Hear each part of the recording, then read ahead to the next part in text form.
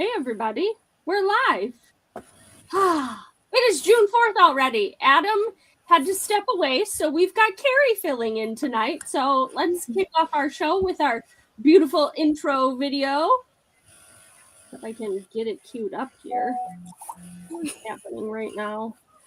Nothing wants to work. What is going on? Adam broke it. He's been off our social media and now it's broke. It won't work. Would you like me to try? Oh, yes, please.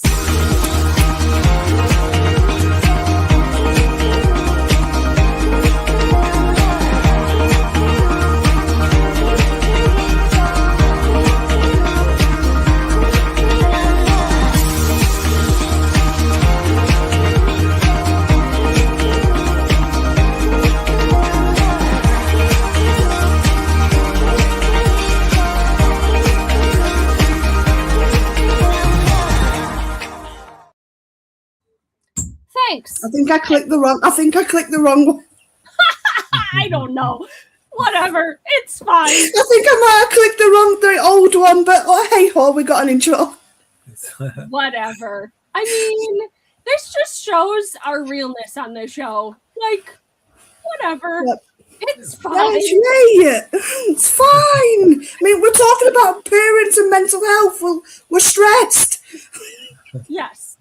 Tonight's show. Why parents struggle with mental health. So here's a opening question for you guys, okay? When did you first realize that parenting was affecting your mental health, and what did that look like for you? Should we let Nick go first? Sure, we'll let Nick go first. He's the minority tonight. We'll throw him under the bus first. Oh, question me.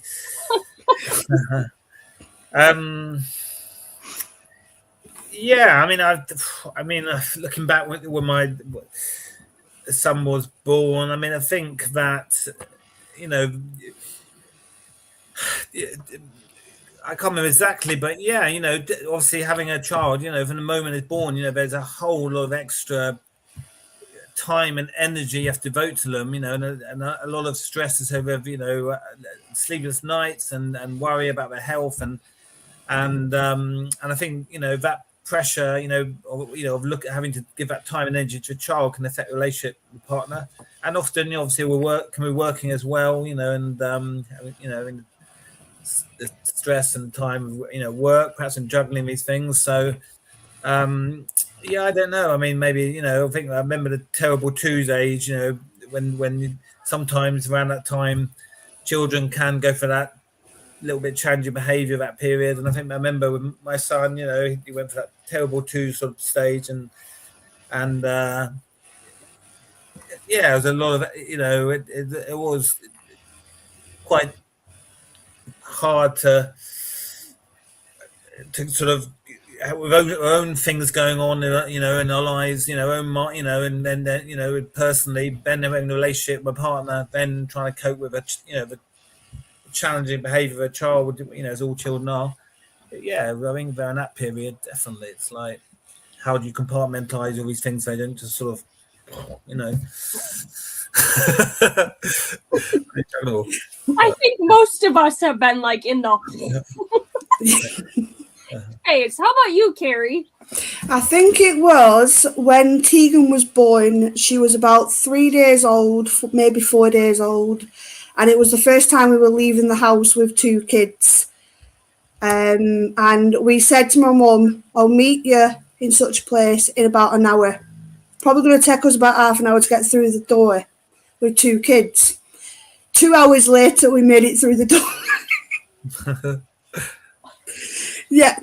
So I think it was then I realised having two kids, it's going to be like, oh my God. Yeah. And obviously, as Tegan learned to roll over, she rolled towards one of her brother's toys, grabbed it, then rolled off. And that's when the siblings started, and it was, uh-oh. From them days, basically. Tegan came out as the troublemaker of the two and bugging her big brother. And she still bugs her big brother today. Yeah, and they're both teenagers now. What about you, Ashley? Because obviously you got 4? Is it 4 children? 5 children? 6 children? 6. Oh God, sorry. There's 7 total. Oh my God, so sorry. There's 7 total. There's still 6 here at home, but our oldest though was very much in the mix of every baby there after that, if you will. And I think it was my transition from 2 kids to 3 kids was one of the hardest transitions ever. Because I think at that point, I really understood and realized I'm outnumbered. I have my kids are very much, I think the furthest apart between them is 22 months. And I think that's between 2 and 3, actually. I think they're about 22 months apart. Otherwise, they're 16 months apart, all of them, roughly. Oh, okay. So it's very much I've got 2 toddlers, right? And now I'm adding a 3rd baby. At this point, my marriage was very, very rocky. There was a lot of unresolved things happening, and it all was hitting me like a ton of bricks. I had baby blues in the transition. I would find myself just crying for no reason whatsoever. And I had gone to my naturopathic doctor and I said to him, I'm I am not myself. Something is very wrong. And I don't like this. I don't like how I feel. I don't like any of it. And he's okay, I want you to take this, this, and this. Your adrenals are so incredibly fatigued. It's been back-to-back pregnancies, nursing, all the things. He's you need to sleep.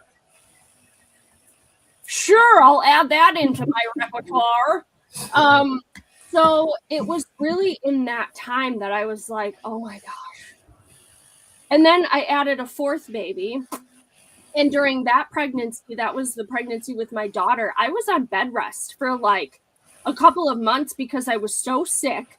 Sure. One of the doctors looked at me and he was are you sure you don't have an eating disorder? And I was no, I've literally been barfing multiple times a day, every day for the last how many months? I'm 100% certain I don't have an eating disorder. But I was so sick with her, and she was supposed to be the last pregnancy. That didn't happen.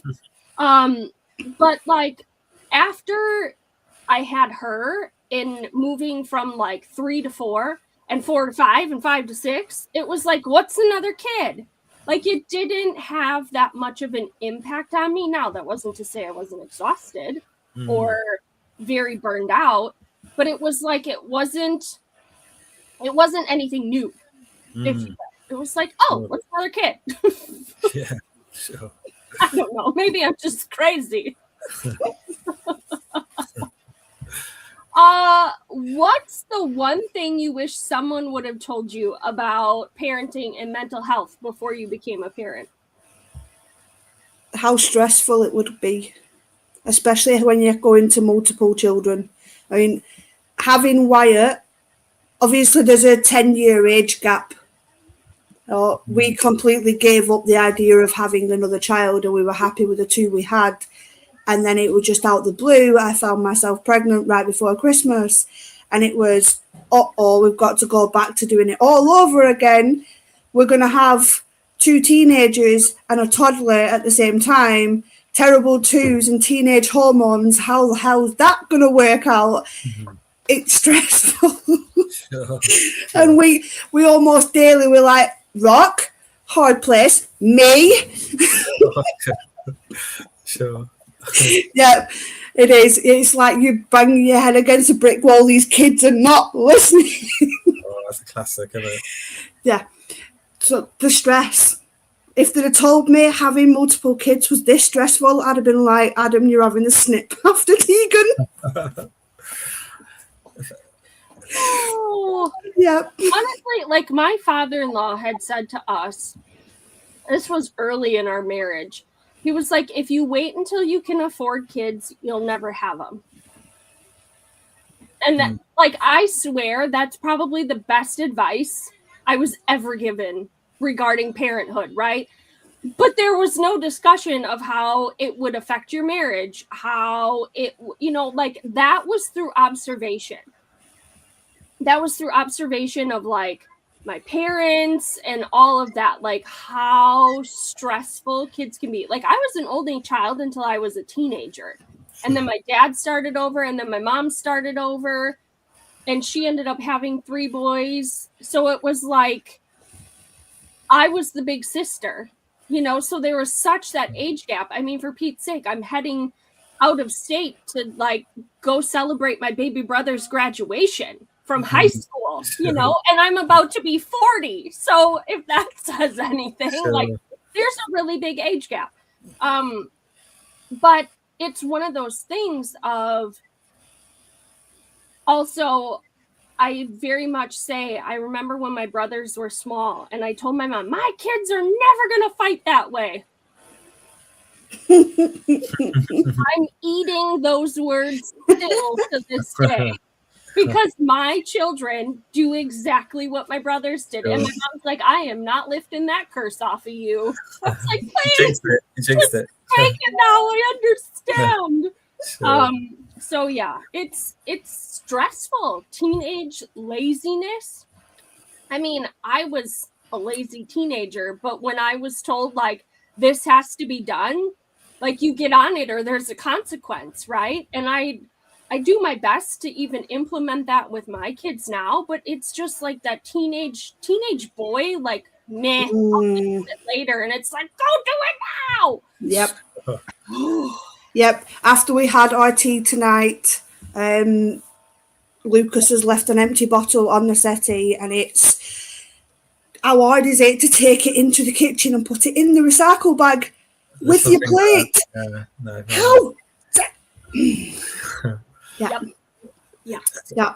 Lucas is definitely hard work, more hard work than Tegan. I was thinking quite evenly. I've got 1 child, Kerry's got 3, and you've got 7. We're quite an interesting mix of different numbers of children we've got experiences. Yeah. I've also probably told myself, like with our oldest, we had a lot of challenge with him in his teenage years. And I often said to my husband, if I could get through that, I can get through anything. Also, another one of those moments of, you probably shouldn't have said that. Yeah. But it gives you a different perspective of, man, like when you look at today's generations of children and just you do your best to not compare, but sometimes you put them in this comparison of Hard not to. Yeah. I just don't understand. Like what's happening, right? Yeah. But it's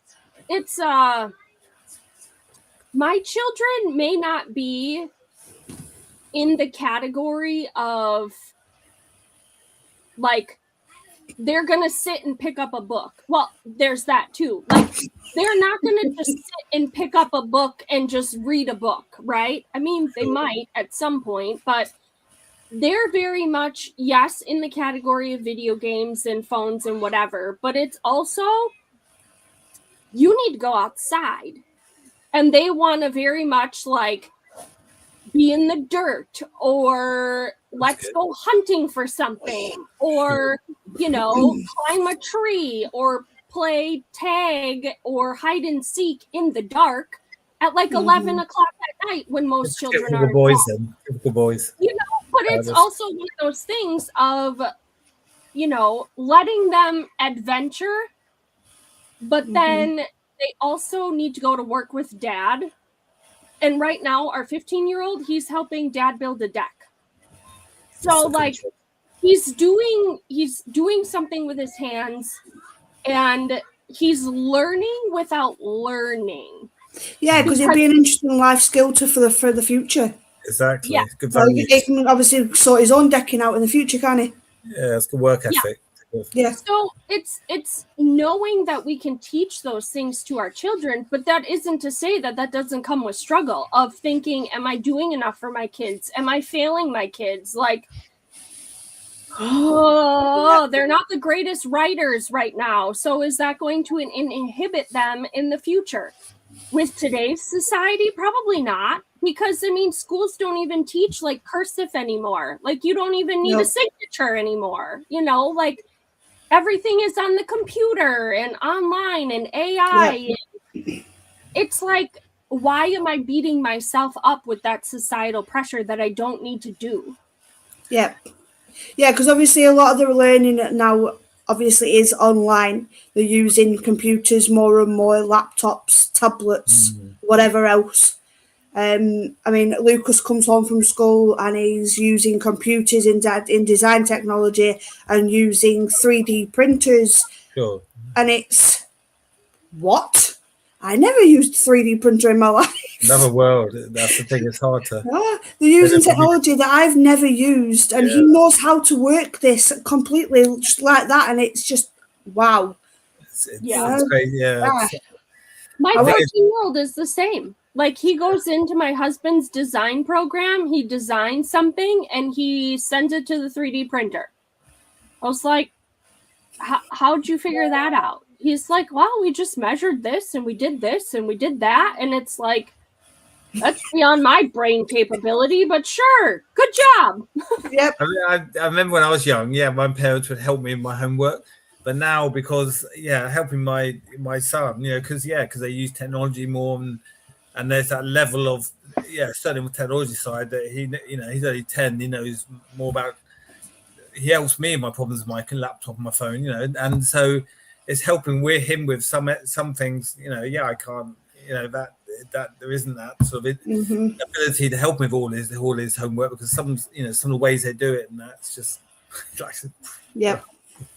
I mean, Lucas came home with maths homework, and he showed it to me, and I'm like, Sheldon Cooper needs to come and sort that out. Well, I had that thought myself. I'm not good at maths anyway, but no, I don't know. That's alien to me. I share your pain, Kerry. I've had a few moments similar. I mean, Lucas is doing A-level maths, and he's advanced.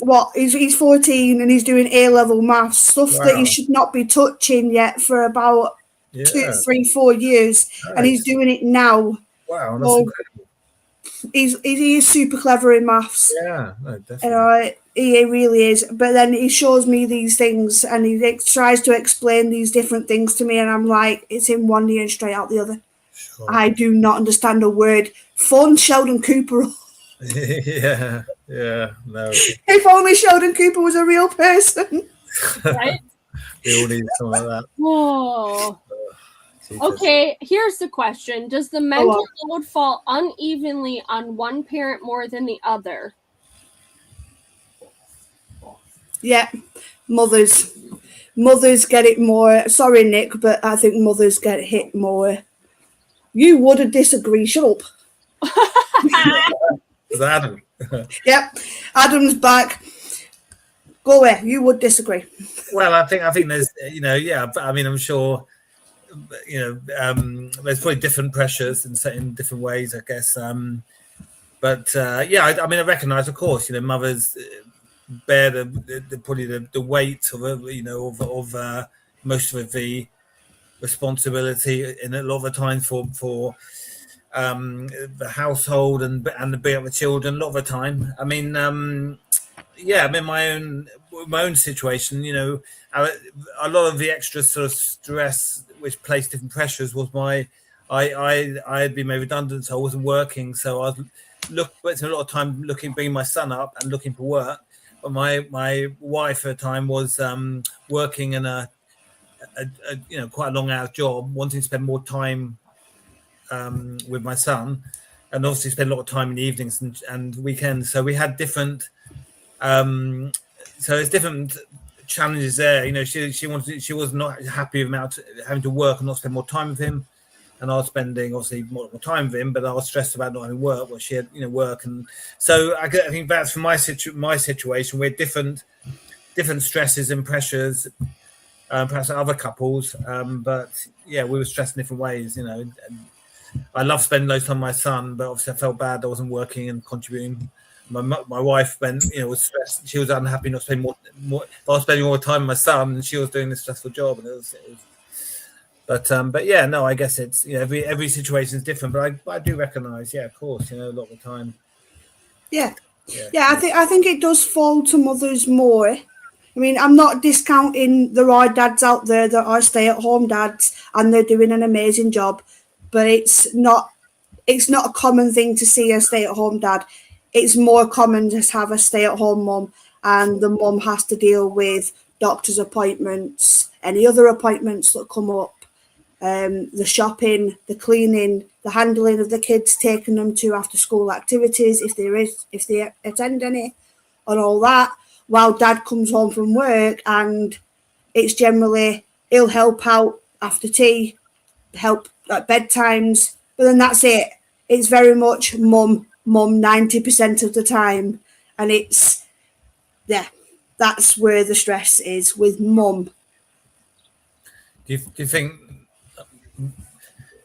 that, that I guess can cause the stress in a relationship, and not like just the individual stress, like if the mother's doing most of all that work, that pressure, I guess that has an impact on 100%. I mean, obviously it affects the individual, but then obviously it's going to affect the relationship or the marriage, whatever. Because you want to offload some of that stress onto your partner, and they don't understand, because then they're obviously not at home all the time. They don't see the stress. They don't. You come home from shopping and you just think, let me have 5 minutes and then I'll clean up. But the kids aren't going to give you 5 minutes. The kids want to like, Mum, I want a drink. Mum, I want a snack, whatever. And it's like, okay, screaming time, and find themselves locking themselves in the bathroom just to have 5 minutes peace. I mean, I've locked myself in the bathroom, said I needed the toilet when I didn't. I just needed to go, for a minute, just to think, right, okay, I've screamed, now that I'm going to go and deal with the carnage downstairs. I guess that's we talked a lot about self-care, but it's hard to sometimes do that when we have kids, because having that sometimes we feel like kind of any time to ourselves, anytime, it's that constant, needing your attention all the time, especially if obviously you have 3 or 7 kids, find time to yourself is really hard. Yes. So having 3 kids is definitely harder than having 2, definitely. I mean, I don't know what it's like having more than 3. That's Ashley's department. But having 3 is hard. Yes, it is. Well, and that's, and again, I think that goes back to, like, I would say the roots in the original mission of why I even got into the coaching space to begin with. Because it was very much if we're not taking time for ourselves and figuring out how to fill up our cup on the constant, we're not going to have anything left to give. Not to our children, not to our spouse, not to our, the marriage as a whole, like any relationship, because we are running on coffee and like energy drinks, or like we're literally living on a prayer and caffeine. And that's about it. Like, but the constant, especially in those early years of kids, you got a new baby. If you're not bottle feeding, well, either way, even if you are bottle feeding, who's the one that's usually getting up to make the bottle? If you're nursing, oh God, you're it, right? Like it's nothing your partner can help with, or your spouse. Like they could get you water, sure, but 9 times out of 10, they're snoring while you're nursing. Like, oh, it must be nice to be sleeping while you're being milked like a cow. Like that's the reality. But it's, even now as our kids got older, and when I was so incredibly tired, and our kids very much don't have like a normal nighttime, like bedtime. you go to bed when you're tired, but peace out, I'm going to bed. Like kind of a situation. But there would be nights where I would be so incredibly tired and angry because I had already gotten up multiple times to tell these children to go to sleep. And I mastered it where I would sigh heavy enough and whip off the covers where my husband would get the inkling I should probably get out of bed and deal with this before she loses her shit. Well, they pretending to be asleep. You know, sometimes they say men. Very much so, right?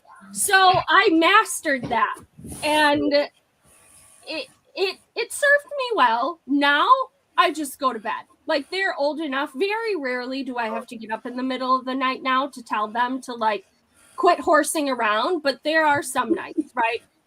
But it's just one of those things of like, yes, the pressures of every day, like, did I keep my children alive today? Did I get the dishes done? Did I do the laundry? Does my husband have clothes for work tomorrow? Like, what am I going to cook for dinner? Did I go grocery shopping? Did I forget something at the store? Like, our minds are literally plates of spaghetti from the moment our eyes open to the moment we go to bed. And even then it doesn't shut off because it's like this constant, you're not doing enough. You're not good enough. Like, it's a constant thought process that runs through our mind of attacks in our head because society makes it seem like you better have your shit together if you're a parent, because if you don't, you're a bad mom. You're a bad parent, right? Yeah, there's so much judgment against mums. I mean, this is not an attack on men out there and dads out there. It's not. It's just there's so much attacks and judgment on mums to obviously have everything in place, have everything together, and make sure the kids look perfect on pictures and they look like they love each other for those perfect little pictures, when in reality, that's a 10-second photo. On the flip side, they're probably trying to kill each other daily. Yes, and it's like, how many photos did you snap in the middle of that to get that one perfect one? Because they were probably fighting, or somebody was picking their nose, or you know, whatever it is, right? It's like, yes, it's very much if you don't look this way or your family doesn't look this way, you're a lazy parent. I think there's a lot. Yeah, there's a lot of pressure and expectation. And I think, we like mentioned earlier, we do compare ourselves. And I think sometimes if we got, we know friends are struggling a bit or the children are a bit bad behaved. I think some ways, you feel, well, that's, okay, I makes feel a bit better. My children aren't that bad as them. I mean, but I think, otherwise, it's hard because we do compare ourselves and if like particularly in social media or, perfect families, perfect children, doesn't exist. There's no such thing as a perfect family. There's no such thing, but I think there isn't. There's no such thing. It's a lot of pressure. I think we like you said, as a parent, particularly, I guess the mothers. There's a never-ending practical tasks to do, but also we don't want to let them see our children see we're stressed. We don't want them to see us lose our temper. We want them to make sure they grow up well behaved. There's so much, we're trying to do to tick off in a practical way, but also be a good mother. And this is the result of this. It's. So. What finally made you open up about your struggles as a parent with your mental health? When I was pregnant with Wyatt, everything got too much and I wanted to end my life, and I reached out for help. Because the relationship with Adam at that point was like this. I didn't know we were together, if we weren't together, what was going to happen, if I was going to go and give birth to Wyatt and do it completely on my own. The relationship with my mum and dad was completely gone, where I was just not talking to them completely. And my head was in a place where I can't handle this. This is all too much for me to handle. But reaching out for help, that's when I realised I need help here, because this is just one thing too many for me to deal with. Did you? I don't mind me asking. Did you reach out sort of people, someone or was it like professional help? How did I rang the NHS 111 line. And I told them that I was 21 weeks pregnant or 20 weeks pregnant. It was one of them.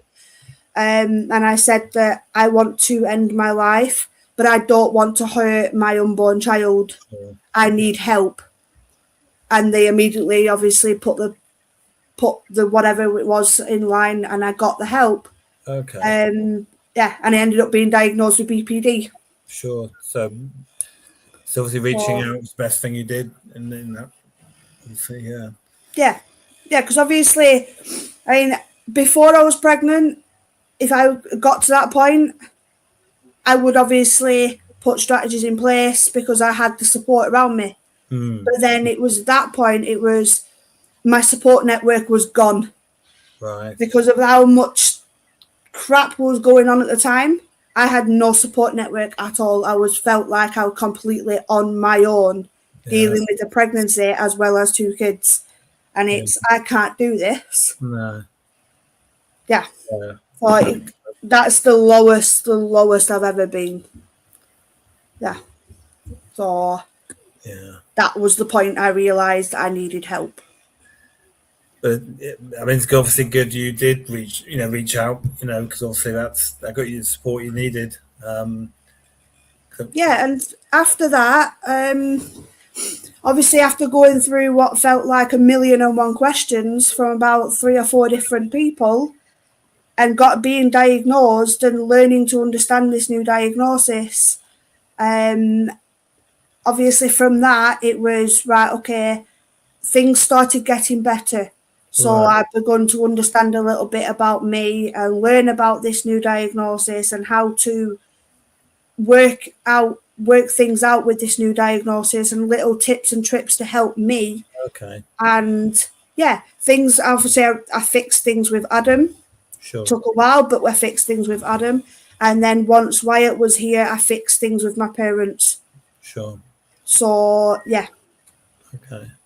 It wasn't an overnight fix. It took a few months, but we got there, and now everyone's getting on like there's been no problems whatsoever, like with that perfect little family, and that's just creepy. It feels creepy to me because everyone's just getting on like with their perfect little family, and nah, we're not a perfect family. Nah. You're not a perfect family, but at the same time, you got a lot to be proud of, with where you are and your family. And I think that's. I mean, it's been up, it's been down. At the minute, we're just everything's smooth at the moment, and it's I don't want to know what's going to come along and make us shoot up or make us shoot down. I don't want to know. I don't want this perfect calm to end. Yeah. Well, because I know what that shit feels like. Sure. Well, you moved on. I think that's the point, isn't it, really? Yeah. But I'm glad I reached out. I'm glad things have got better, and but it's still stressful being a mum. Yeah. No, I get that. It is. Shush. You're not on this thing. Shush. I mean, I mean, for me, I found it hard talking to my friends. A lot of my friends have children or babies, because to me, I know there's no such thing perfect, but they seemed, to be very, very have it all in place, and they seemed to be doing very well, and their children were.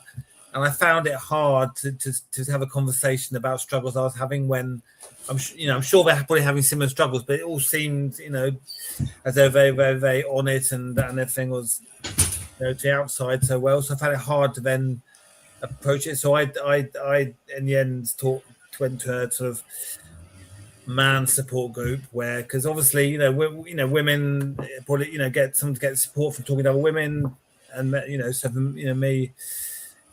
Talking to strangers, but men who are in a similar situation, and I found that easier than talking to friends I knew. So for me, that's what helped the most. But I was surprised. I thought I would, because normally I talk to friends about anything, but I think with this, I found it hard to. And also saying you're struggling, I felt I should be all proud and excited, everything's going well, and to say to friends are struggling with a child who's very young, it's a hard thing for me to do, to talk to friends about that. So that's why I talk to people in that way. But what about you, Ashley? Who did you have a go-to? In my early days of motherhood, I would say my mom was always the one that I went to. And then when I reached out to my naturopathic doc about emotions and whatever, my sister-in-law was also one that I would reach out to if I was struggling. But I really, along the way, I was part of a mom group at our church. Okay. And that allowed me to make some closer friendships with some moms that I really bonded with. And then it was like a swap story. Like, I need you to pray for me. I need you to pray for me. Like, this is what's happening. Or, like, it was a story swap. Yeah. You're not going to believe what these freaking kids did. So it ended up being like, you're not alone in the journey, right? And I think that's probably what helped get me through to be able to talk about it. But quite honestly, like, I don't feel like I am a very closed book. No. Like, if I'm having a crap day, you're going to know about it. That's good. Good to go for that. That's right. If you utter the words, "How's your day going?" Well, you see. Now you've asked. I'll tell you. Now you open the can of worms. Are you prepared for the response? But like, it's one of those things. Like, and I really believe that's why, even with my coaching clients, I don't coach from like that theory perspective. You see the psychology of your brain, all of that. Like, I mean, we touch on it, but not in like those theory type terms, right? In strategy, it's more so of like real life experience. So you don't feel like you're alone. And I understand it. Like, I've been through that. Yeah. Just the relatability of like, you don't have to do this life by yourself. You have a support system, and it's remembering that before we were moms, or parents in general, like before we were any of that, we were something else. Like, there was a side of us that enjoyed life and explored and was creative and did all these things. And then the minute we become parents, it's like we immediately shut all that down. Sure. No. But why? Why do we have to do that? Like, I'm not saying you need to go out and party because your responsibilities now have changed. Like, you have a human being, right? Yeah. Like, why do you shut down that creative side of yourself, or that side that enjoys, like, you want to go on a hike? Okay, find yourself a babysitter and go on a hike. You know, like, or you love going to Broadway shows or concerts or comedy or whatever it is. Like, find yourself a babysitter and still do those things, because you still have to like live beyond your children. And so often when we have kids, they become the like front and center, and we just, everything else is like propelled away. And then we wonder why, like, I don't even know who I am. I don't know what I like to do, because we just close it all down like it never existed. See, I found that when I had Lucas, my mum and Adam's mum were always, can I take Lucas out, give you two a break, blah, blah, blah. As soon as Tegan came along, it was that disappeared. And it was very much, we were basically stuck with these two kids, day in, day out, 24 hours a day, 7 days a week, with no breaks. And it does. And you find that a lot of your friends that you had before you were a parent, who are not parent themselves, sort of think, oh, well, they're going to come boring now, and they just shut you out of their lives. they carry on having all these fun and doing whatever, and they shut you out. And it's like, but we were friends a few months ago. You were inviting me out a few months ago. Yeah. Now I've got this little human and I'm a ghost to you. Yeah. I think that's one of the issues. I think, you know, definitely, you know, keeping your identity in that sense, because when you're a parent, of course, that for a while, that becomes your whole life. But, and often if you talk to other friends who have children, you know, who are the same age, then you end up talking about the children. That's most of the conversation. And then, like you say, you got that whole, your life and, you know, what you talk about with other friends of children is children. But then, like you say, if the children are single, they tend to sort of think, well, you know, they'll be too busy with their children to come out. So it's kind of, you lose touch with a single friend. And I think it's a big thing. And I know to an extent I had it myself, but a lot of friends who have children, they've said this, you know, they struggle to have that, to keep, you know, to have that, you know, new identity as a parent, which they're proud of, but not lose their identity as in, you know, a social life and do their passions and interests still, you know, keep their identity. Mm-hmm. I think that's a real challenge for parents, you know, how do you get that balance? Yeah. Finding friends who are parents. I mean, when you go and do the school run, you always have that one group of mums at the school gates who are chit-chatting. Sure. And it's like, I don't fit into that group. And they're like this at you, and it's just like, don't talk to me. Nah. Yeah. And they'll literally stand there. Even after the bell's gone and they've closed the gates, the kids are locked in for the days, go home. Sure. They'll go to somebody's house and they'll carry on this chit chat, and it's like, what? It's all about, I get that. Yeah. No, I avoided them groups when I did the school runs. It was, nah. I can't talk about kids and coffee all day long. I'm going home and I'm switching off. It's true. I've heard that. That's all they talked about was kids and coffee and what coffee they're going to drink, and the latest iced coffee trend, and it's, no, I'm going home. Yeah, some of those groups are, they're hard in some ways. It's one of those things too, when you find a circle of friends, like especially women, and I literally have just had this conversation in my circle of ladies, like, as women, there's drama, right? We come drama filled because we are emotional creatures, period. Just saying. Like, if you think I'm too much, peace out, I don't care. Because I'm going to take up space and I'm going to have my drama if I want to have my drama, and it's just going to be what it's going to be, right?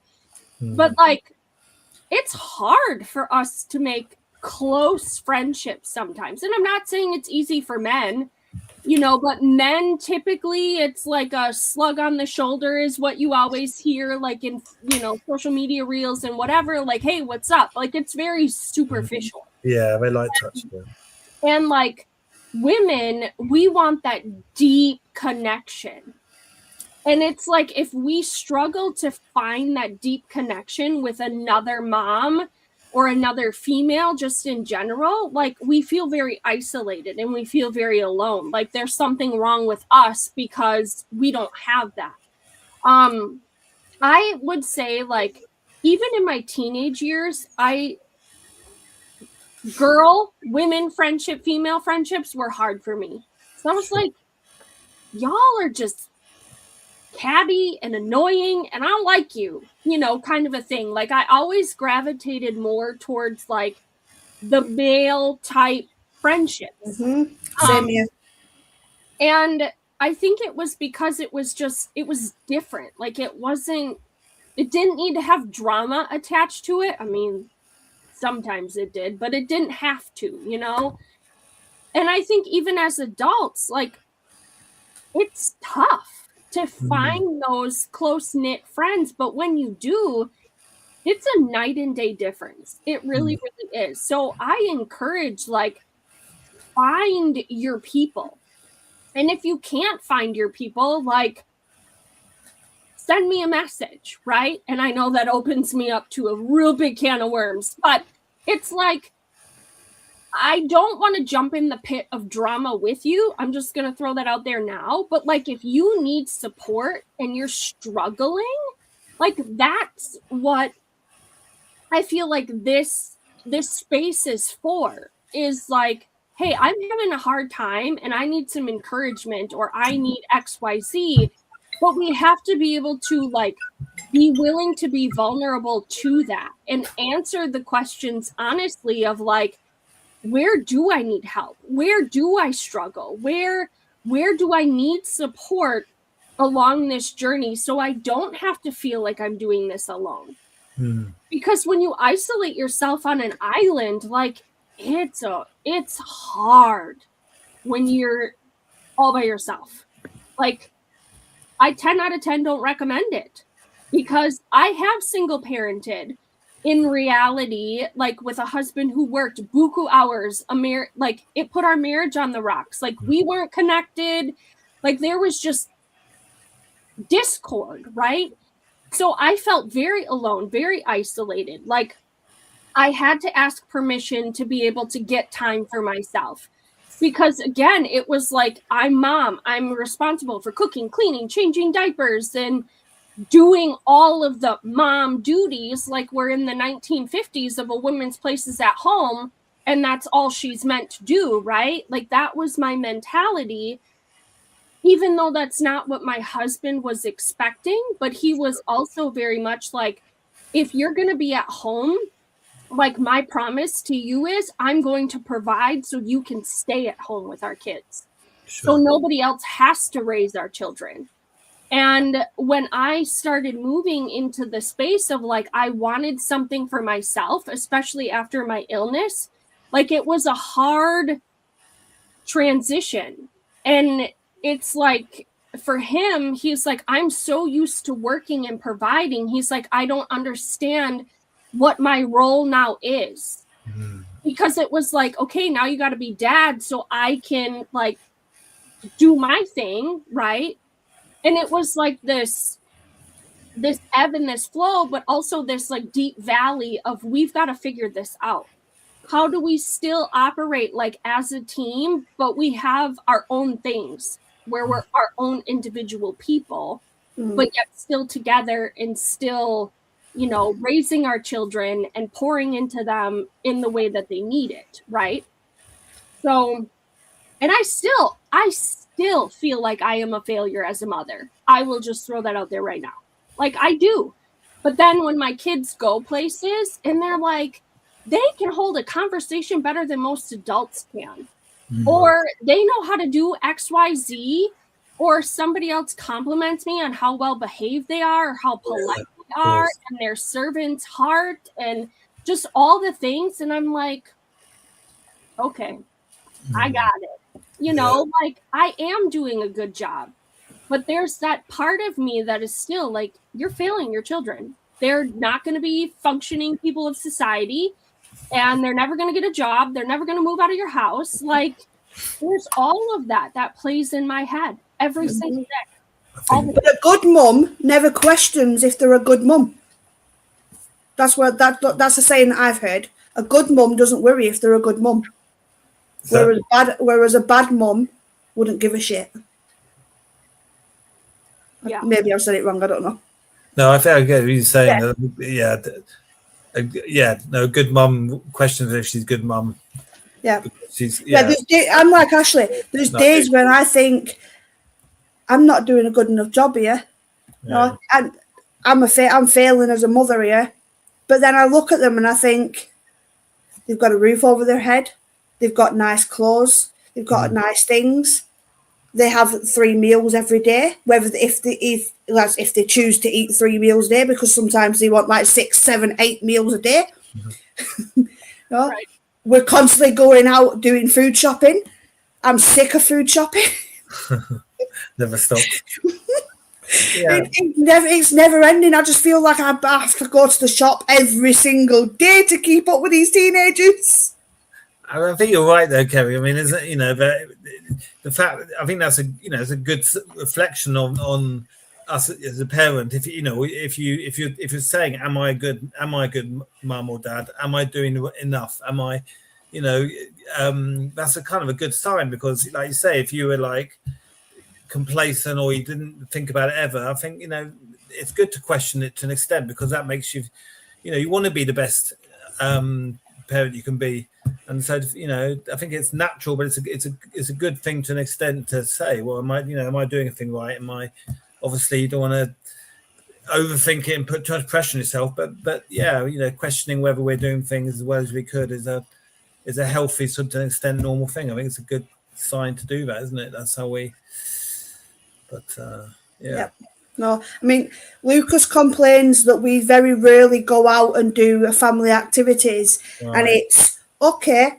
Then you find me something that we can do with 2 teenagers and a toddler, and all 3 of you are going to smile, because there's very few things I can find. We went to a children's museum that was about an hour away. Sure. And it's got something in there for kids of all ages. Okay. But only the boys loved it. Tegan on her phone. All right. It's And hard to get wrong. Yeah, that's my problem at the minute, is finding something that 2 teenagers and a toddler are all going to enjoy because of the big age gap. Yeah. It's yeah. I can see. I'm taking them to the zoo in a couple of weeks, so hopefully. Yeah, that's normally a winner. Isn't it? Not this weekend, next weekend. Okay. Yeah, because this weekend, obviously, it's Tegan's birthday weekend. She wants to go to the cinema. Fine. We're going to the zoo next weekend. We're going to take Adam and drop him off with the orangutans. Don't dig that. Yeah, zoos are normally a safe bet. That's a running joke in our house. Every time we go to the zoo, we're dropping Adam off with the orangutans. Okay, one last question as we wrap up tonight. If a parent is watching tonight who is at their lowest point, what's the one thing you want them to take away from this conversation? That's a hard one. Men are always right. Men are not always right. Shush. I would say, don't worry about what you haven't got. Look at what the things that you have got, because there's always the things that you have got. There's always somebody that's taking those things for granted, and there's always help out there, be it friends, family, or the NHS 111, or I don't know what the American equivalent is to that, Ashley. Oh. So it's a non-emergency phone number that you can ring and access help. I should know, because it pops up all the time, on stuff. Yeah. I mean, it depends. I think it depends sometimes. The crisis hotline in the United States is 988. But obviously it might also vary by state too. Like there's some states that even have specific crises. So for argument's sake, there's always help out there. A quick Google search will find the right one. But obviously in the UK, it's NHS 111. In America, quick Google search and you'll be able to find the crisis hotline that's for you in your state. Yeah. There's always help available. Yeah, for me, yes, of course, reinforce, that if you're struggling, always speak to someone, whether it's a friend or whether it's professional help, always do that. Don't struggle alone. But I think also, there is no manual on how to be a parent, and there's no one right way to do everything. So I think, it is really about, understanding that, that parenting is hard, but, don't forget your self-care. Don't forget, that your own, as well as the children, your babies, your children being well and happy and healthy, you've got to be healthy, happy and well as well as a parent. So, don't forget to try and have that self-care, to have that time for yourself when you can manage it, and to prioritize self-care as well. Yeah, put the kids to bed and have some time for you. Be it stick a film on, have a glass of wine. I mean, I'm not promoting alcohol, but some people do have a glass of wine at night time to unwind. Little things can make and that's fine, but know your limits. Sure. Everything in moderation. What about you, Ashley? What would your recommendation? I think you both kind of touched on some of it, like as far as there's always that help available, like you said, Carrie, but it's also knowing that, again, you don't have to do it alone, right? There's support out there, whether it be a crisis hotline or whether it's a friend that you've met somewhere and you just like, or maybe it's a complete stranger, right? That you don't necessarily know very well, but yet you feel some sort of connection to them. Like, I can relate to them. Send them a message and just be like, hey, I feel like we have a lot of things in common, or like a lot of the same parental struggles. Like, can I ask you some questions? Like, just get curious with people, because the more you talk and build relationship with others, the more you find common ground. As like, man, your kids do that too? So do mine. Like, and you begin this story swap with each other. Yep. And that's how you build some of your best relationships with some of those people, because you are... Speaking of kids. Yeah. Woo-saw! And just like Nick said, you find those pockets of self-care. You spend an extra 5 minutes in a hot shower, or lock yourself in a bathroom, like Carrie said, scream into a pillow, go for a walk. Like, and if you can't get away from the kids, if you will, to be 100% alone, then take them with you and you all go on a family walk, right? And it resets your nervous system together, versus like staying in the environment that's already heightened and chaotic. Get outside, take off your shoes, step in the grass, ground yourself, right? That's some of the best things that you can do when everything is like blowing up and you're in that storm or that chaotic period, is just getting outside sometimes. Yeah. Fresh air, remembering to breathe, and worst case scenario, get off of social media. Adam is doing it right now. Yep. He's having 7 days off and I'm keeping him busy. Yeah, that's true. And I just want to say, Adam, you're welcome, because that was my idea. Yeah, no. That's where you got it from. Detox sometimes.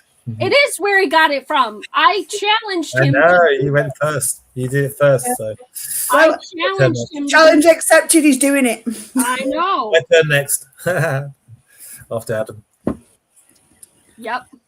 It's a whole different world when you're off of social media for any length of time. Like 7 days is a baby one. Do a 40-day one once. I think we all need to do it. Even if it's just 7 days, we all need to do it every now and then. So it's good. Yeah, for sure. Awesome. Well, are we okay, Adam? You can come in now if you're still there. Are we? Yeah, he's sat here. Come on. Are we live next? Hello. Week? What is next week? Next week is the. Well, I sent you both a group of freaking messages, like topics, and I'm still waiting for a response. Yeah. Well, I'm on vacation next week, so I vote we take next week off. Right, okay. And then we will resume, my friends, on the 18th of June. How about that? Sounds good. That's a good one. It'll be. There you go then. Hey, it's been decided, audience. We will be back on June 18th. Put in your diary. Yeah. With a new topic. Because that's what we do. So it's fun that way. We'll keep you in suspense until then. But we just appreciate everybody tuning in tonight. Make sure you like and subscribe the Mental Health Warriors page. Share it. Do all the things, because I really feel share it to a parent. Especially share it to a parent. Share it with a mom friend you might have. Like any parent. Yes, any parent needs to listen to this podcast. Yep. So, okay, guys. Peace. All right. All right, look after yourselves.